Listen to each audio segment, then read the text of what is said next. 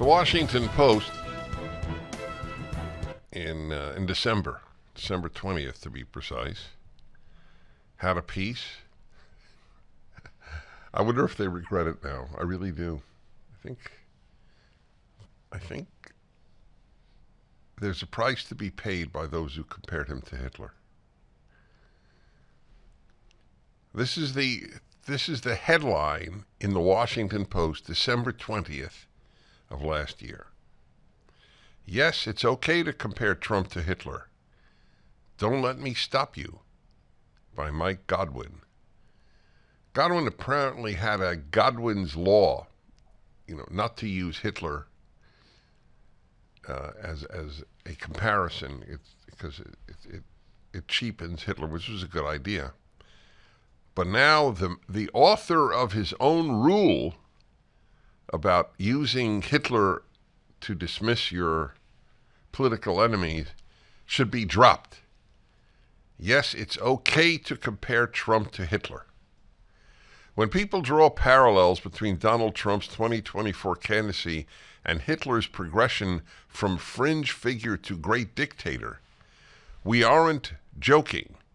Those of us who hope to preserve our democratic institutions need to underscore the resemblance before we enter the twilight of American democracy. We have to thank Trump for being admirably forthcoming that he plans to be a dictator, although he said only on day one. Even for an amateur historian like me, the parallels to Hitler's rhetoric seem inescapable. Comparisons to Hitler or to Nazis need to take place when people are beginning to act like Hitler or like Nazis.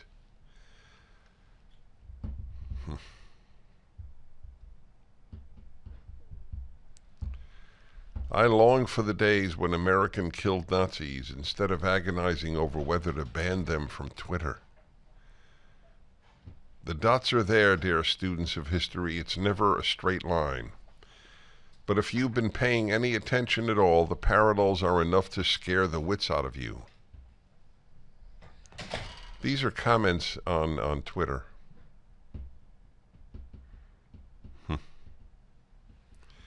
Here's another comment. These are the most popular, and there were 5,000 comments, I think. And these are the most popular ones. Washington Post subscribers.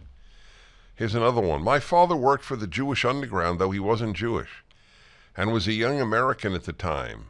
I'm so glad my father didn't live to see Trump.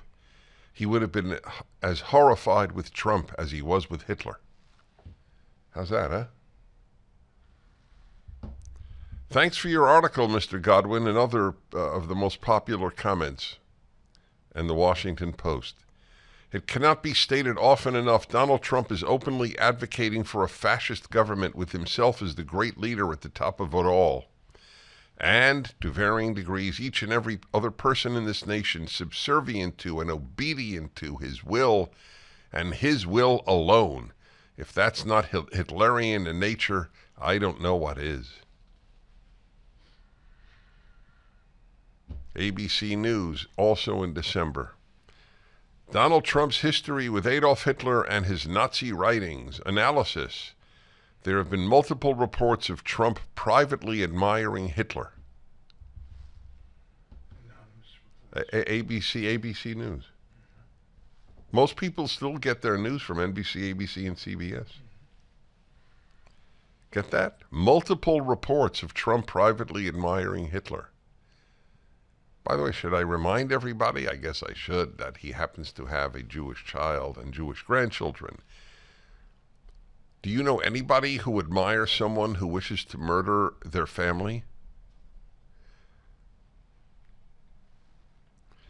Here's a book that came out last year, I believe it was, by Henk de Berg, professor of German at the University of Sheffield in the UK, published by a major publisher, Palgrave Macmillan.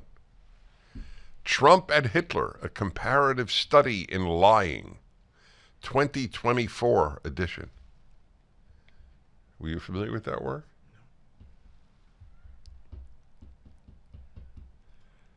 A comparative study in lying. If we're doing a comparative study in lying, let's begin with the left. President Biden, New York Times, still repeating what even Snopes, which is not a conservative, not even a centrist fact checker, said it's not true that Trump said about Charlottesville that there were nice people on both sides, meaning Nazis. Fine people, that's it, that's the word. Fine people.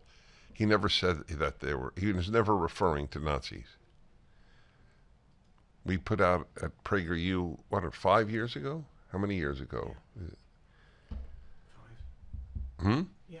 5 years ago, we put out the Charlottesville lie. Steve Cortez gave a fantastic, maybe 10 million views. I mean, it's astonishing. As I've said, we know what they know. They don't know what we know. They don't know that it's a lie. It was repeated by Joe Biden at the debate. That's why I ran for office, because of that. Does anybody believe that? Isn't that a lie? That's why he ran for office? Because he believed the New York Times? So let me deal now with one of the single biggest attacks on Donald Trump is that he called, quote, his political opponents vermin. I did a whole study of that. You're familiar, of course, right? You'll enjoy this. Okay. So, for example, in November of last year, Washington Post.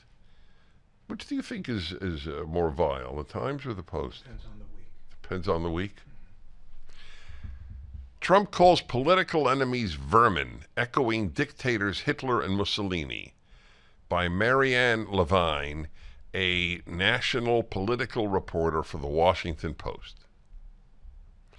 So I want to give you the statement first, because most people hear exactly what I wrote, that Donald Trump called his political opponents vermin. And Hitler used the term vermin as well. Everything about this attack is deceitful. Everything. And I'll analyze it with great thoroughness for you. Here is the statement that Donald Trump made. We pledge to you that we will root out the communists, Marxists, fascists, and the radical left thugs that live like vermin within the confines of our country, that lie and steal and cheat on elections.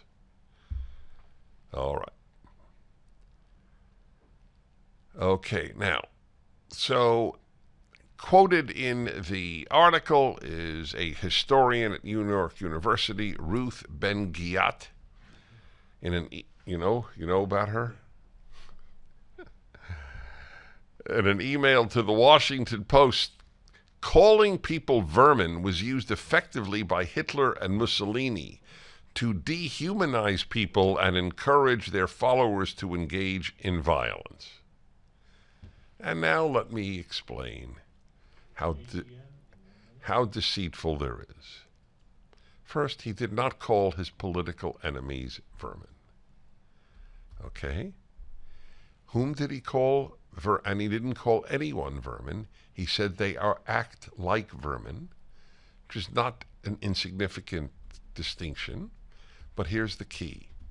He called communists, Marxists, fascists, and radical left thugs vermin. He did not call his political enemies vermin. By the way, one of them that he called vermin is fascist. I'm just curious. Does Ruth Ben-Ghiat at NYU, does she think it's wrong to call fascists vermin? Curious. Or communists? He didn't call Democrats or his opponents or liberals. For the full episode of the Dennis Prager Show, go to pragertopia.com, sign up, and become a full member.